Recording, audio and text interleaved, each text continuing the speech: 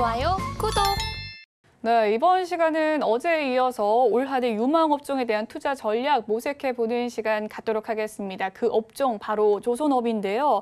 지난해 이 태조 2박 원으로 묶이면서 또 조선주 주도주로 꼽혔었습니다. 하지만 주가는 크게 또 상승하지 못하는 상황 나타나고 있는데 올해는 그 입지 공고히 하게 될지 애널리스트의 시각으로 살펴보도록 하겠습니다. 네, 이런 말 해도 될지 모르겠어요. 조선의 국모 또 신영증권 엄경화 연구위원 님 나와 계십니다. 어서 오세요. 안녕하세요. 네, 많은 분들이 국모라고 불러주셔서 저도 불러봤습니다. 투자자분들에게 굉장히 이 조선주에 대한 지표와 또 등대가 되어주시는 분이라고 이야기를 해주셨는데 오늘 저와 같이 또 블랙의 컬러 포인트가 있어서 제가 좀 기쁘게 해보도록 하겠습니다. 작년에 또 태조 2박 원이 굉장히 이 랠리를 이어갔는데 그중에서도 조선주가 들어가 있었습니다. 저는 조선주를 잘 몰랐는데 이렇게까지 오기까지가 한 10년 정도 조정이 있었다라고 하는데 그 조정은 좀 어땠나요? 주가가 더 이상 내려가지 않는 시점이 될 때까지는 한 2014년 정도 수준이었었고요. 그 이전에 고점을 형성했던 시기는 2007년이었었습니다. 그래서 그 뒤로 이제 더 이상 빠지지 않고 점진적으로 오르는 과정, 그러니까 아니면 밑에서 그냥 계속 기어다니는 과정을 거의 한 8년에서 10년 정도 겪은 상황이고요. 저희가 수주 산업이라는 성격이었었기 때문에 그렇게 장기간 동안 주가가 기었다는 건 장기간 동안 수주가 상당히 좋지 않았구나라고 생각을 하시면 될 것 같고 코로나 이후에 21년에 이제 조선소의 고객사에 해당하는 해운사들이 너무나 많은 돈을 벌면서 21년부터 22년 상반기 정도까지 수주가 좀 눈에 띄게 많이 늘어나게 됐고 이제 그 부분이 주가에 좀 반영이 되었었던 시기가 작년 상반기 정도까지의 시기였던 것 같습니다. 그렇군요. 한 21년부터 또 다시금 랠리가 올라왔다라는 이야기신데 그렇다면 또 작년 22년의 조선업의 평가는 어떻게 보십니까? 상반기랑 하반기를 조금 나눠서 보면 작년 상반기까지는 사실 시장 대비 상당히 아웃퍼폼을 했었고요. 실제로 주가도 뭐 그렇게 이제 약세장이었기 때문에 전체 장이 20% 이상 빠진 상황이었었는데 그 기간 동안 계속 버티다가 3분기 말 정도까지는 그냥 상대적인 아웃퍼폼을 상당히 세게 했고 4분기에는 이제 막판 장이 안 좋아지는 거랑 같이 움직이게 되면서 주가가 좀 더 조정을 받으면서 끝냈던 걸로 기억하고 있습니다. 네, 3분기까지 아웃퍼폼이 굉장히 좋았던 흐름이었는데 그도 그럴 것이 특히나 또 조선주가 지난해 2분기 실적 발표 후에 또 시장의 반응이 좀 좋은 흐름이었습니다. 주요 기업들에 대한 실적 평가는 어떻게 보십니까? 사실 2분기까지 조선업체들이 잘한 건 그렇게 많지는 않았었고요. 조선업체들한테 물건을 납품해주는 조선 기자재 업체들이 작년 2분기에 상당히 튀는 실적을 보였습니다. 그렇군요. 과거에 가장 가동률이 좋았던 시기보다 매출이 좋지 않음에도 불구하고 일부 업체들 같은 경우는 막 영업이익률이 20% 가까이 나온다거나 이런 모습을 보여서 결국에는 조선업체들한테 납품하는 부품업체들이 돌아서게 되면 조선업체도 돌아서게 되는 게 이제 시간의 차이일 뿐 분명히 그 흐름으로 가게 될 텐데 이제 그거에 대한 기대감이 이제 조선 기자재에서 조선 업체로 약간 옮겨가려고 했었는데요. 이제 3분기에 조선 업체들이 그렇다고 모두 다 뭐 실적 턴어라운드 하는 것은 아니었고 현대중공업 그룹 안에 들어 있는 기업들만 이제 영업 흑자 전환을 하는 모습을 보이면서 그 부분이 어닝 시즌에는 반짝하고 반응을 했었지만 아까 말씀드렸다시피 저희가 3분기까지 주가가 상당히 잘 버틴 반면에 4분기에는 시장의 흐름을 결국엔 따라가 버렸었거든요. 그래서 지금까지 이제 아직 4분기 실적에 대한 기대감은 조금 생기기 이전이고 3분기에 생겼던 그 주가 퍼포먼스는 사실 4분기에 거의 다 다시 제자리로 돌아왔다고 보시면 될 것 같습니다. 그렇군요. 작년 같은 경우에는 조선 기업 중에서는 현대중공업 안에 있는 기업들이라고 이야기를 해주셨는데 어떤 기업들이 있습니까? 일단 상장사 중에서는 한국조선해양이라는 조선의 중간지주 회사가 있고요. 그리고 사업회사들 중에서는 현대중공업과 현대미포전원 이렇게 3사가 상장이 되어 있습니다. 그 기업들이 3분기까지는 좋은 흐름 이어갔지만 4분기에 다시 제자리에 이루었다라는 이야기를 해주셨습니다. 조선주 또 작년에 주도주라고 불리면서 수주 소식 굉장히 좋은 흐름으로 보여줬거든요. 근데 그에 비해서 주가는 생각보다 미치지 못한다라는 이야기 있습니다. 뭐 2년 뒤에 그 실적이 나온다라는 이야기가 있지만 그래도 주가가 너무 지지부진해서 많은 분들 걱정을 하시는데 이 원인은 어디에서 찾을 수 있을까요? 저희가 조선을 장기 수주 산업이라고 이제 지칭을 하거든요. 네. 그래서 이 산업에게 있어서 가장 코어가 되는 지표는 수주입니다. 어찌 되었건. 네. 근데 수주 양을 그냥 글로벌리 보면 우리나라 업체들은 결국엔 다 잘하고 끝났지만 전 세계 수주량을 보면 작년 상반기부터 작년 하반기까지 갔을 때 월별로 조금씩 줄어드는 흐름이었었거든요. 그리고 조선 업체들한테 저희가 물건을 만들어 주세요라고 이렇게 발주를 하는 고객사들이 대부분 해운 업체들인데 저희 요즘 뭐 매주 매일 많이 들으시겠지만 해운 운임이 많이 빠진다 이런 네. 얘기도 상당히 많이 들으셨잖아요. 그래서 실제로 해상 운임에 의해서 후행적으로 결정되는 것 중에 신조선가보다 좀 더 빨리 결정되는 중고선가 이런 것들이 많이 내려오고 있는 상황입니다. 그래서 지금 현재 수주를 잘 받아서 분명히 22년보다 23년에 조선업체들 실적이 좋아질 거에 대한 거는 딱 결정이 되어 있는 상황이지만 만약에 여기서 수주가 잘 안 돼서 네. 그리고 이전보다 더 싼 배를 수주를 해야 되는 상황이 되었을 때 지금 수주하는 게 또 2년 뒤, 3년 뒤에 실적을 결정하게 될 텐데 그때가 지금보다 다운턴으로 들어가는 추이라면 저희가 지금 현재 이 23년, 24년 정도만 반영해서 주가가 오르는 게 이제 무슨 의미가 있겠냐라고 생각을 좀 하시는 것 같아요. 그래서 지금 현재는 실적에 대한 의심을 별로 안 할 수 있는 상황인데 저희가 경기 침체 얘기가 워낙 많이 나오고 있다라고 네. 생각을 하니까 수주가 과연 괜찮을까라는 우려가 좀 깔려 있는 상황인 것 같습니다. 네, 수주에 대한 또 우려가 있다라고 이야기를 해주셨는데 올 한 해 또 수주 목표치가 조금 감소됐다라는 이야기가 있어요. 목표치가 좀 낮아진 것 같아요. 네네. 또 HD 현대 대표, 이 정기선 대표가 올해는 또 수주 목표치가 낮춰진 이유에 대해서 이야기를 해주셨을 때 이 선별 수주에 좀 집중을 하겠다, 뭐 수익을 극대화하겠다라는 이야기가 있었어요. 이런 이야기는 무슨 뜻일까요? 저희가 조선업체들은 건설처럼 수주를 해서 하는 산업이지만 도크라고 되어 있는 한정된 공간에서 만들기 때문에 1년에 만들 수 있는 양이 제한이 되어 있습니다. 네. 사실 건설사들은 건설 현장에 대한 수주를 한 다음에 거기에서 고용을 일으켜서 지으면 되기 때문에 어떻게 보면 캐파에 대한 한정이 조금 제한적인 편이면서 네. 그러니까 더 열려 있는 편인데 조선업체들은 만들 수 있는 게 100이면 딱 100이라고 결정이 되어 있는 상황이거든요. 근데 2021년과 2022년에 우리나라에 있는 주요 조선 업체들이 만약에 만들 수 있는 능력치가 100이면 네. 계속 한 130, 150 이 정도로 수주를 2년 연속 해버린 겁니다. 잘했군요. 그래서 네. 이제 잘 한 거죠. 네. 그러면 잔고가 계속 쌓이잖아요. 제가 지금 수주를 하면 이 해운 업체들이 배를 언제 받아볼 수 있냐면 25년 말, 26년이나 돼야 받아볼 수가 있습니다. 그래서 그때까지 이제 기다릴 정도인데 저희가 미리미리 땡겨서 많이 받아놓는다고 해도 그건 결국 그냥 길게 받아버리는 거기 때문에 나중에 4년, 3년 이렇게 시간이 지나고 난 다음에도 그 고객이 계속 이 계약 관계를 유지할 수 있을 정도로 건전할지는 또 알 수 없는 거거든요. 그렇네요. 그래서 이제 리스크 테이킹을 하겠다라고 하는 것이라서 저희가 계속 초과 달성하겠습니다라고 발표하는 건 어떻게 보면 조선업체들 입장에서는 조금 자신감이 없는 표현일 수 있는 거거든요. 그래서 작년에 연말에 이제 현대그룹뿐만 아니라 다른 조선 업체들도 연초에 저희가 항상 연간에 대한 전망 공시를 하는 게 일반적인데 분명히 1년 매출 정도의 대단히 기계적인 전망치가 나올 거다라고 이제 저희들은 다 상상을 네. 했었는데요. 실제로 그게 숫자상으로 딱 나오니까 이제 요즘에 이제 제일 민감한 그 경기 침체라는 그 단어와 이제 결부되면서 좀 주가는 안 좋은 반응을 보이고 있는 것 같습니다.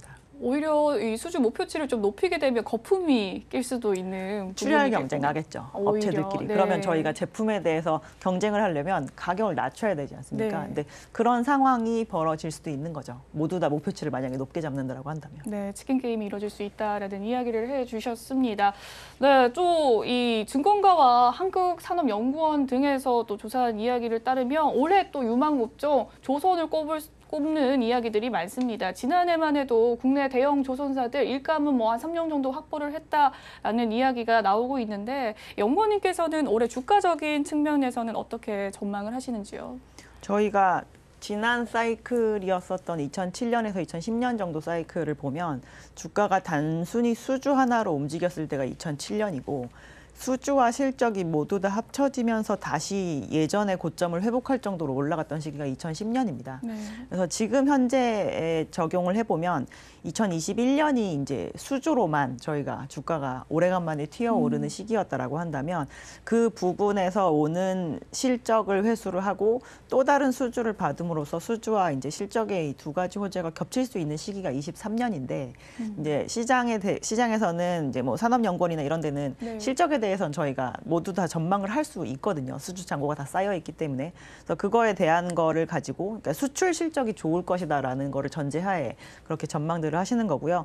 이제 저같이 좀 장을 이제 좋게 보는 입장에서는 올해 수주 또한 괜찮아질 것 같습니다라고 말씀을 드리는 거고 생각보다 보수적인 입장을 가지고 있는 오히려 기업체들 같은 네. 경우 조선소들 같은 경우가 올해 수주는 안 좋을 수 있지만 저희는 안정적인 정도의 수준입니다라고 조금 보수적인 코멘트를 하고 있는 상태입니다. 그러면 제가 또 궁금한 게 생기는데 2021년도에는 수주에 대한 기대감으로 많이 올라갔잖아요. 네네. 2023년에는 수주와 실적 두 마리 토끼를 좀 다 잡을 수 있다라는 이야기신데 그럼 주가 측면에서 21년보다는 더 올라갈 수 있는 부분일까요?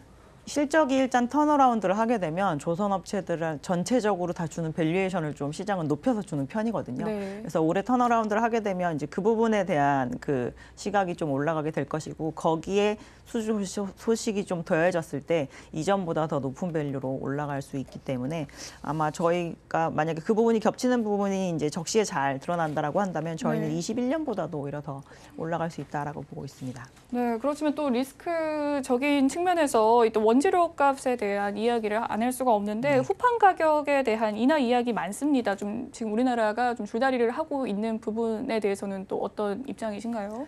근데 우리나라가 지금 줄다리기를 제일 세게 하는 이유 중에 하나가 네. 철판을 가장 많이 만들어내는 기업이 지금 공장이 정상 가동이 안 되고 있지 않습니까? 포스코가. 네. 그래서 지금 국제 가격을 저희가 고시가 되고 있는 걸 보면 중국이나 일본 같은 경우는 이미 고점 대비해서 이제 몇 퍼센트 또는 몇십 퍼센트 정도 하락한 상황이고요. 이제 우리는 생산량이 옛날에 못 미치기 때문에 네. 여기에서 지금 인하할 수는 없다라는 입장이지만 궁극적으로 포스코가 생산이 정상화됐을 때도 이 원재료 가격이 이렇게 내려가는 거를 반영을 전혀 안 하고 계속 고가를 유지를 할 수는 저희는 없을 거라고 생각하거든요. 그래서 시간 차이일 뿐 재료 가격은 일단 내려가는 게 트렌드다라고 보고 있습니다. 일단 타 나라 대비 우리나라가 그렇게 싼 가격은 아니지만 어쨌든 지금 현재 가격은요. 네, 내려갈 것이다라는 이야기를 해주셨습니다. 현재 우리나라 조선 3사라고 불리는 이 조선 3사의 주력 선종이 무엇입니까? 전체 선박 시장은 이제 저희가 주로 원재료를 나르거나 네. 나중에 이제 완성품을 나르거나 이렇게 두 개로 크게 나눌 수가 있는데요. 실질적으로 시장의 파이는 원재료를 나르는 쪽이 훨씬 더 큽니다. 대단히 화물을 벌키하게 한 덩어리로 이렇게 큰 나르는 것들을 그런 나르는 거군요. 쪽인데 우리나라는 완성품을 나르거나 아니면은 기존의 뭐 가스 형태인 것을 객화시켜서 나르는 에너지 수송을 하거나 이런 조금 작은 포션에 많이 집중이 되어 있는 편에 해당이 돼서 컨테이너나 LNG선 그리고 다른 여타의 뭐 선종들 중에서도 조금 대형 선종들이 네. 보통 고부가가치 선종이거든요. 그래서 그런 데 많이 집중이 되어 있는 편이다라고 보시면 될 것 같아요. 그래서 우리나라가 왜 경쟁력이 또 1등이다라고 이야기를 하는데 앞서 말씀을 해주셨듯이 또 원재료를 운송하는 부분이 가장 큰 비중을 차지한다라고 얘기를 했잖아요. 그 나라가 중국입니까? 네, 맞습니다. 네, 그럼 중국이 현재는 전체 시장 점유율의 1위를 차지하고 있는 것일까요? 건조량 기준으로는 단순 네. 톤수 기준으로 저희가 톤수 한다라고 기준이군요. 하면 중국이 1등인 게 맞고요. 네. 우리나라가 이제 뭐 21년 상반기나 22년 상반기 이런 식으로 이제 컨테이너나 LNG가 워낙 집중적으로 발주가 나올 때 보면 뭐 몇 월에는 한국이 수주 점유율이 1등을 차지했다 막 이런 뉴스가 종종 네. 나오잖아요. 그랬다가 작년도 연말 같은 경우에 가면 다시 결국엔 중국이 1등을 했다 이렇게 나오는데 중국이 원래 할 수 있는 능력치 자체가 저희가 중국이 한 5 정도 된다라고 하면 한국이 네. 한 3 정도 되는 거거든요. 단순히 톤수로 본다라고 네. 한다면. 근데 우리나라가 워낙 잘하는 포지션만 집중적으로 그 기간 동안 나왔기 때문에 그 짧은 기간 정도는 1등을 할 수 있지만 전체적으로 한국이 계속 1등을 한다라는 건 전체 선박 시장의 발주가 고루고루 나오지 않는다는 의미가 되는 겁니다. 네. 그래서 궁극적으로 선박 시장이 전체적으로 좀 이렇게 발주가 많이 나오는 분위기가 되려면 중국이 중국이 1등을 차지했다라는 뉴스가 나오는 게 이상한 건 아니다라고 생각하시면 될 것 같아요. 전체적인 캐파적인 측면에서는 중국이 가져갈 수 있는데 어쨌든 분야가 다른, 네, 선종이 맞습니다. 다른 부분인 네. 거겠네요. 글로벌 입지를 평가하자면 네, 경쟁력적으로는 좋다라는 이야기를 해주셨습니다. 또 본격적인 탄소 감축 시대에 접어들면서 친환경 선박이 화두로 떠오르고 있습니다. 네. 올해부터 좀 더한 환경 규제가 이루어진다라고 하는데 이 글로벌 친환경 선박의 최근 방향성 어떻습니까? LNG 선박 우리나라부터 워낙에 잘하고 있잖아요. 그래서 LNG가 원래 그 선박들은 벙커시유라고 하는 기름 중에서도 가장 하급의 기름을 써서 저희가 추진을 하거든요. 그래서 대단히 오염물질을 많이 배출을 하는데 이 중에서 뭐 기존에는 뭐 차례대로 황산화물을 내놓지 말아라, 뭐 질소산화물을 내놓지 네. 말아라 하다가 23년부터는 이제 탄소 자체를 아예 좀 더 줄여야 된다라는 쪽으로 가게 됩니다. 그래서 기존의 선박들이 이제 벙커시유를 쓰다가 이거를 아예 LNG를 사용해서 그럼 저는 돌아다니겠어요라고 선택을 하는 선사들도 있고 네. 아니면 저는 메탄올을 사용해서 배를 추진시키겠습니다라고 이렇게 선택을 하는 그런 선택지를 찾게 되는데 이러한 선박들의 선주들은 대체적으로 기존에 기름을 엄청 많이 쓰던, 그러니까 대단히 빨리 다녀서 기름을 많이 쓰던 그런 선주들이 선택을 네. 하는 방향인데요.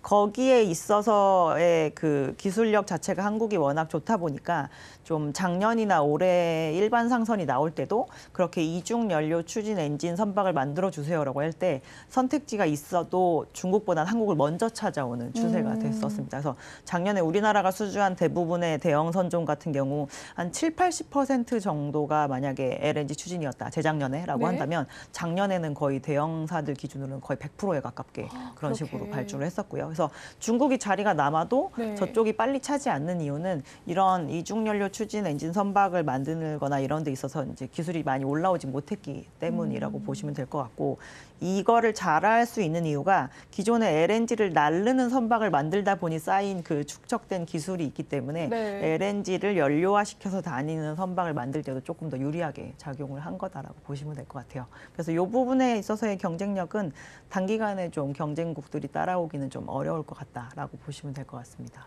네, LNG 선박 중에서 또 이중연료 또 추진 선박, 엔진 선박을 발주하는 것이 우리나라 거의 100%를 차지한다라고 하니까 그 또 이중연료 추진 엔진을 만드는 기업이 또 궁금한데요. 그런 기업은 또 어떤 기업입니까? 우리나라에서 선박에 들어가는 추진 엔진을 만드는 기업은 두 군데가 있는데요. 네. 하나는 현대중공업이 자체적으로 엔진 사업부를 가지고 있고요.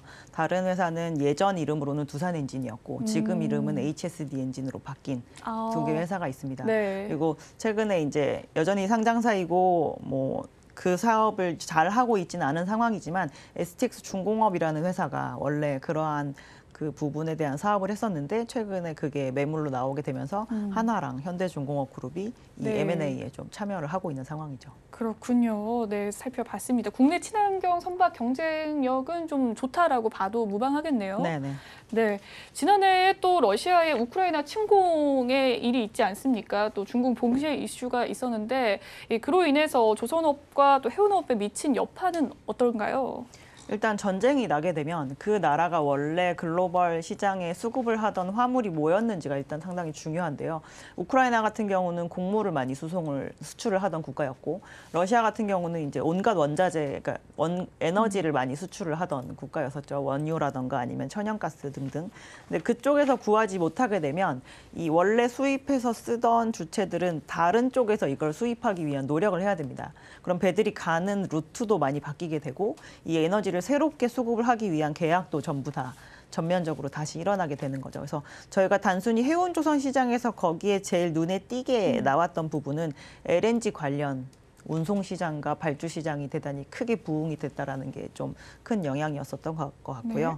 그리고 반면에 이제 중국 같은 경우는 22년에 조선이나 해운 시장에 준 거는 일을 덜해서 뭔가 에너지 같은 거를 덜 썼다라는 영향을 주었다라고 보시면 될 것 같아요. 그래서 전체적으로 단순히 LNG에서만 저희가 생각을 해보면 22년에 중국은 전년 대비해서 LNG 수입을 적게 했거든요. 네. 근데 전 세계 LNG 거래량은 좀 더 많이 늘었습니다. 중국이요? 그게 아니요. 중국은 줄었는데 중국은 전체는. 줄었는데, 네. 그래서 이거를 누가 채워줬느냐? 유럽이 다 채운 거거든요. 그래서 만약에 지금 현재 뭐 리오프닝에 대해서 대단히 여러 가지 얘기가 나오고 있고 정말 진행이 되냐 안 되냐 얘기 많긴 하지만 네. 중국이 22년만큼 경제 활동을 안 하기는 쉽지 않아요. 그렇겠네요. 설사 일단 저희가 풀었으니까. 네. 내수만 활성화시킨다라고 하더라도 뭔가 원자재를 수입해 쓰고 에너지를 수입해서 쓰는 그 양 자체가 줄기는 쉽지 않습니다. 그래서 23년에 오히려 중국 쪽에서 생기는 그런 양적인 기저효과는 크게 나오지 않을까라고 보기 때문에 전반적으로 원자재나 에너지 쪽의 수송량은 전년 대비 늘어날 것으로 보고 있고요. 그렇게 되면 지금까지 가장 이 발주 시장에서 좀 조용히 가만히 있었던 탱커나 벌커 이런 것들이 발주가 좀 나오면서 조선 시장 전체적으로도 좀 이전보다 뭔가 계약이 좀 활성화되고 있다라는 느낌을 받으실 수 있지 않을까 싶습니다.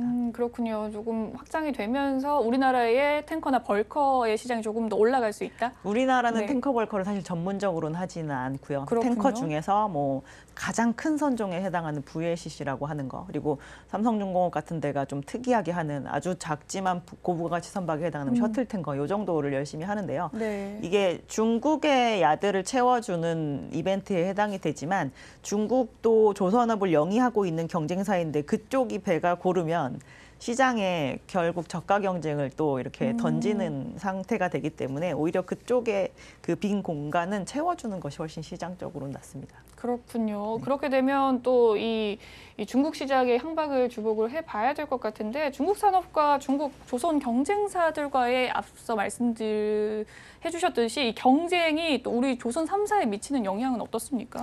요즘에 이제 뭐 LNG가 한국으로 못 와가지고 전부 중국으로 네. 간다, 뭐 이런 얘기 때문에 아마 그 얘기를 하시는 것 같은데 중국은 원래 LNG 쪽에 있어서 사실 전 세계 LNG가 한 700척 정도 있습니다. 그렇군요. 근데 중국이 1년에 만들 수 있는 양은 몇 척 정도 될 것 같으세요?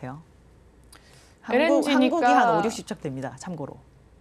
아, 한국이 700척이 있는데 5, 60척. 1년에 한 5, 60척 만들 수 있습니다. 만들 수 네. 있는데 중국은 못한다 그랬으니까 한 10척 정도 만드나요? 4개 정도 만들 수 있거든요. 아, 네. 근데 이제 그거를 딱 한 군데 업체가 만듭니다. 후동중화라고 해서 중국에서 가장 큰 야드에 해당이 되는데요. 올해 근데 이 LNG를 수주하는 시장에 새로 대위한 조선 업체들이 좀 많이 늘어났습니다. 그래서 저도 하겠습니다라고 해서 수주를 했고. 중국에서요? 네, 네. 네. 그래서 그거를 다 이렇게 취합을 해보면 2024년 이후부터는 중국도 이제 10척 이상의 LNG선을 만들 수 있는 상황이 돼서 아니 저거를 다 받아오지 왜 중국한테 빼앗기고 있냐라고 생각들을 하시는 것 같은데요. 중국이 이렇게 4척에서 10척 대 중반 정도로 캐파를 늘리기 이전에 원래 시장에 그 정도의 수급을 해주던 국가가 일본입니다. 아, 근데 네. 일본은 지금 조선을 거의 접고 있는 상황이거든요. 왜 그래서 그렇죠? 이 선박 시장 자체가 2000년대에 계속적으로 이제 좀 커스터마이징, 그러니까 저희가 이렇게 설계해 주세요라고 하면 그거에 맞추고 저렇게 해 주세요라고 하면 주문 제작. 그것의 네. 방향성이 되게 뚜렷해졌는데 일본은 좀 스탠다드 모델을 만들고 자동차처럼 이거를 그냥 사가세요라고 했는데 선주들이 이제 그거와 트렌드가 전혀 맞지 않았던 거죠. 그래서 설계 인력도 줄고 이제 많이 노후화되고 하면서 점진적으로 이렇게 도크에도 계속 투자를 하고 네. R&D에도 계속 투자를 했어야 되는데 그 부분을 줄이면서 이제 그 시장에서 완전 줄게 된 것이고요. 그래서 원래 1년에 한 15척에서 16척 정도의 LNG 캐리어를 만들어서 시장에 쭉 공급을 해주던 국가가 조선에서 발을 빼게 되는데 저희가 네. LNG를 점점 쓰게 되는 국가가 많아지고 있는 상황이다 보니 중국 입장에서는 자급자족을 위해서라도 자기가 한 10몇 척은 만들어야 되는 상황이 되는 거죠. 그래서 실질적으로 지금 유럽의 선주들이 공격적으로 중국에다가 LNG를 만들어 달라고 요청을 한다기보단 중국한테 LNG를 수출해서 팔고 있는 국가들의 해운사들이 있지 않습니까? 그렇겠네요. 그런 업체들 같은 경우는 중국의 선박금융을 받아서 중국 야드에서 건설을 하게 되는 경우가 아무래도 좀 많은 상황입니다. 그래서 아직까지 그쪽에서 많이 따라왔다라고 보기는 어렵고 우리나라가 이미 26년 도크를 다 채운 상황이기 네. 때문에 그리고 27년 도크는 아직 열지 않고 있거든요. 네. 그래서 그 기간 동안 그냥 나온 좀 뉴스였다라고 볼 수가 있고 저희가 봤을 때 이제 올해 수주를 해서 뭐 24, 25, 26 이렇게 인도를 처음으로 하게 될 중국의 야드들이 실질적으로 제 시간에 잘 만들어서 인도를 할 수 있을지에 대해서 저는 조금 의구심이 있는 상황입니다. 네, 그렇군요. 또 최근에 또 빅 이슈라고 한다면 또 현대 이 하나그룹이 대우조선해양을 품은 것일 텐데요. 뭐 2조 가량이 됐다라고 하는데 이 두 기업 좀 다른 성향의 기업이지 않습니까? 그렇죠. 시너지 효과에 대해서 많은 분들이 우려를 하고 계세요. 어떻게 보십니까? 두 주체에서의 공통점은 이제 하나인 것 같습니다. 이제 네. 방산 관련 산업을 하고 있다. 그래서 근데 이제 품목은 완전 다르죠. 뭐 하나 에어로스페이스 이런 데는 배랑 전혀 상관없는 일을 그렇네요. 하고 있고, 뭐 시스템 같은 경우도 뭐 이런 방산 솔루션을 한다라고 하더라도 네. 어쨌든 지금까지는 이제 하던 거랑 좀 다른 부분인데, 그거에 있어서의 그래도 시너지가 저희가 있을 거라고 보는 게, 방산 쪽 영업은 그냥 일반적인 상품을 파는 거와는 좀 완전히 차원이 다른 부분이 있기 때문에 저희가 지금까지 이제 뭐 비행기와 관련된 거를 주로 팔았었다라고 한다면 네. 저희가 이제 메뉴판에 하나를 더 껴넣게 되는 거죠. 저희는 잠수함도 잘 만들 수 있습니다라고 네. 해서. 그래서 그런 쪽으로 영업 시너지는 저희는 생길 수 있을 거라고 보고 있고, 방산의 품목을 민간 차원에서 이렇게 크게 열심히 팔아보지 않은 상황이거든요. 대우는. 네. 그러니까 원래 일반 상선의 사업을 하는데 방산도 일부 하고 있는 네, 정도라서 있더라고요. 방산 저희가 부분이. 여기에서 나오는 이익을 사실 알 수는 없지만 그렇게 수익성이 좋지는 않을 것으로 보고 있습니다. 아주 뚜렷하게 뭐 기존의 상선보다 훨씬 좋아요라고 이렇게 보기는 좀 어려울 것 경쟁력은 같아서 없으니까. 네. 네, 그 부분에 대한 효율화도 좀 일어나지 않을까라고 보고 있는 상황이고요. 한화그룹 자체가 이제 뭐 자기네들의 이제 두 가지 큰 틀은 에너지 안보와 국가 안보, 이 두 개를 가지고 가겠다라고 할 때, 지금 대우조선해양이 하고 있는 이 주력 품목 중에 이제 LNG 캐리어라고 하는 그 품목과, 그리고 네. 이제 이 방산 쪽에 해당하는 잠수함 같은 것들이 두 개와 되게 코어가 잘 맞는 그런 품목에 해당이 되거든요. 네. 그리고 전 세계에서 대우조선해양이 지금까지 가장 많은 LNG 선박을 만들어 본 회사입니다. 그래서 아. 경쟁력이 상당히 많이 있기 네. 때문에 저희는 인수 이후에 충분히 시너지가 있을 것이라고 보고 있고요. 지금까지 저희가 이제 조선이 턴어라운드 합니다라고 하면서 다른 민간 조선 업체들 같은 경우는 이제 운전자분이 어쨌든 한 번은 들어가야 이렇게 턴어라운드를 하기 편한데 네. 그 과정을 유일하게 안 겪고 있는 데가 지금 대우조선해양이잖아요. 그 국책은행 산하에 있으면서 네. 뭔가 이렇게 시원하게 자금 지원이 되는 것도 아니고 그런 상황이니까, 이번에 하나그룹이 이제 2조 원으로 유상증자 형태로 들어와서 이제 인수를 하게 되면 그렇게 좀 턴어라운드 하는 데 있어서 필요한 자금력도 확보를 할 수 있는 부분이라 적시에 좀 가져가는 게 아닌가라는 생각이 되고 있습니다. 그렇군요. 대우조선해양은 일단 자금을 갖게 되고, 또 하나그룹 같은 경우에는 LNG에 대한 또 경쟁력을 가지게 될 것 같네요. 그렇다면 또 이 조선주의 시대 속에서 작년에 기자재 업황 굉장히 좋았다라고 네. 이야기를 해주셨거든요. 이 성장세 앞으로 기자재 어떻게 보시는지요?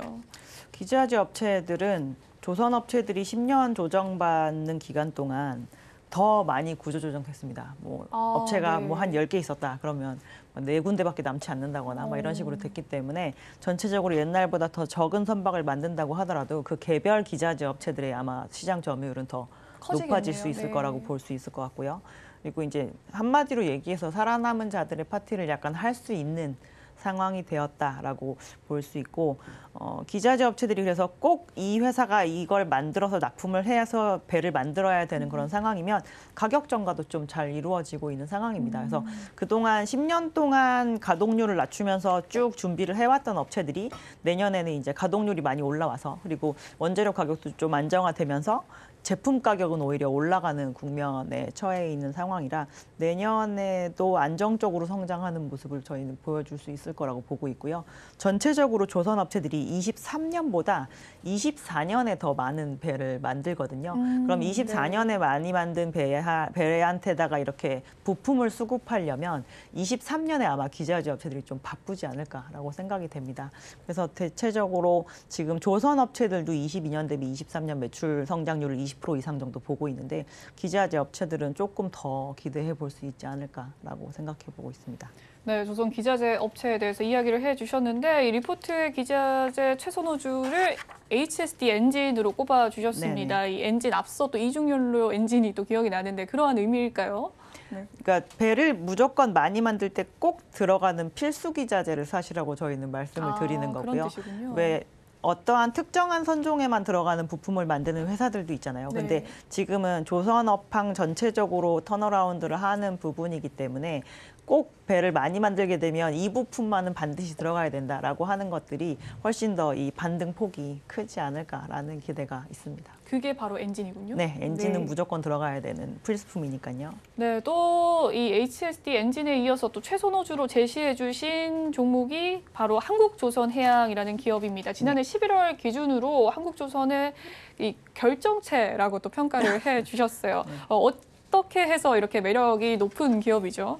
일단 현대중공업 자체는 전체 우리나라 조선업체들 중에서 제일 덩치가 큰 네. 회사이고 이 그룹 내에 조선사만 3개가 있습니다. 그래서 그 회사의 지분을 다 가지고 있는 중간지주 회사인데 이제 조선업 자체가 밑에서 사업회사들이 좋아지면 당연히 여기에 지분을 가지고 있는 회사가 좋아지기 때문에 장기적으로 상당히 저희는 유망하다라고 생각을 했는데 재작년에 저희가 현대중공업이 상장을 하는 과정에서 한국조선해양 주주분들이 되게 힘드셨거든요. 네. 사업회사가 상장하는데 내가 왜 중간지주 회사를 가지고 있어야 많이 되느냐라는 빠졌죠. 것 때문에. 네. 그래서 이제 작년까지 그러면 이제 두 번째 똑같은 이슈가 생길 수 있을 만한 상황이었죠. 현대사무중공업도 상장을 하겠다라고 하니까. 지금 철회 그럼 또 네. 한국조선해양 결국 나중엔 결국 팔아야 되는 거 아니라는 것 때문에 좀 그러면서 주가가 더 많이 조정을 받은 게 있는데 이제 그 부분에 대한 철회를 발표를 하게 네. 되어서 저희가 단순히 이제 사무중공업의 사업 가치를 가지고 있는 것 그리고 나머지 이제 회사들이 어쨌든 지분을 가지고 있는 거에 대한 턴어라운드 기대감도 있고 결국엔 사업회사들이 영업을 잘해서 어닝이 벌리면 그 회사들은 다 아마 배당을 하게 될 겁니다. 그래서 그 배당에 의해서 지금 현재 주가 대비해서 이제 배당 수익률도 올라갈 수 있을 만한 그런 기대를 두 가지를 좀 가지고 갈 수 있기 때문에 현재 상황에서 조선 업체들 중에 가장 많이 할인받고 있는 게 무엇이냐라고 보면 한국조선해양이라고 말씀을 드릴 수 있을 것 같네요. 네, 최선호주로서 한국조선해양에 대해서 이야기를 해주셨고요. 또 해운에 대한 이야기 해보도록 할게요. 조선과 해운은 뗄 수 없는 구조인데 네. 또 최근에 해상 운임 하락세로 물가도 비상이고 비상인 상황이라고 합니다. 이 견해는 어떻게 보십니까? 근데 이제 요즘에 저한테 이제 요즘 해운이 되게 힘든데요라고 하면서 이제 많이들 물어보시는데 힘들다라고 하는 표현이 저는 적정한지 잘 모르겠어요. 힘들지 사실 않습니까? 너무 많이 벌었어가지고 네. 그때보다 덜 버는 것이 힘들다라고 표현을 하시는 것 같은데 아직까지 저희가 제일 지금까지 많이 봤던 그 운임이 해당하는 SCFI라고 하는 그 컨테이너 운임이 코로나 이전에 한 900에서 1000 사이 정도를 왔다 갔다 하다가 지난주 기준으로 이제 1107까지 빠졌습니다. 네. 고점은 물론 5100 정도 수준이었다 빠졌으니까 많이 많이 빠진 것 같아 빠졌네요. 보이지만 네. 저희가 코로나 이전보다 지금 현재 운임이 더 높은 상황이고요. 정말로 힘들고 이 배를 들고 있는 것 자체가 해운사한테 고통으로 올 정도이면 실질적으로 해운사들이 뭐 대단히 노후화된 배는 이제 판다거나 좀 스크랩한다거나 이런 움직임이 보일 텐데 실질적으로 지금 과거 2년 동안 한 6,000 TEU 이상 정도 되는 컨테이너 선박 중에 해체된 선박이 한 척도 없습니다. 그만큼 잘한다는 예, 그래서 지금 아직까지는 수익권이라고 볼 수가 있을 거고요. 네. 이제 기고 효과에 대한 거를 저희가 어려운 상황이다라고 표현을 한다라고 한다면 그거는 맞을 수 있고 23년이 된다고 하더라도 그 부분이 빨리 해소가 될 것 같지는 않습니다. 왜냐하면 21년에 그 좋았던 시황을 바탕으로 해서 배들이 많이 발주가 되었는데 네. 그 배들이 본격적으로 튀어나오기 시작하는 시점이 23년이거든요. 그래서 해운사들은 코로나 특수를 받다가 그게 빠지는 과정이기 때문에 저희가 힘들어 보인다라고 생각을 해야 되는 것 같긴 한데 실질적으로 예전에 저희가 막 리만 사태가 났을 네. 때처럼 그때는 경기 침체로 인해서 물동량이 정말 너무 많이 줄고 운임도 너무 많이 빠져서 매일매일 영업을 하면 적자인 상황이었었거든요. 그 정도에 이르는 상황은 아니다라고 보시면 될 것 같아요. 네, 해운시장 업황에 대한 평가 이야기해 주셨습니다. 올해 또 이 조선사의 주가도 힘찬 백고동을 울리길 희망하는 바로서 투자자분들께 조선주 투자 전략 제시를 해주신다면요. 뭐 저희가 이제 다른 건 몰라도 올해는 실적이 좋아지는 거에 대한 부분은 조금 안심 지표로 가져가실 수 네, 있을 그렇죠. 만한 상황이잖아요. 그래서 어닝 시즌도 다 보시고 그리고 이제 수주에 대해서 의구심이 있기 때문에 4분기부터 최근까지 조정을 받아서 주가도 오히려 그때보다 더 부담이 없어진 상황이거든요. 그래서 그 좀 천천히 가는 스텝인 주식이니까 저희가 실적은 확인 여러 번 하시고 그리고 수주가 좋아지는 것까지 다 경험을 하신 다음에 그 다음에 비중을 줄이셔도 충분히 괜찮을 만한 상황인 것 같습니다. 네, 그렇다면 좀 신규 접근 지금부터 사시면 아마 네. 크게 손해볼 일은 언제까지 없지 좀 않으실까. 바라봐야 될까요? 장기적인 관점에서.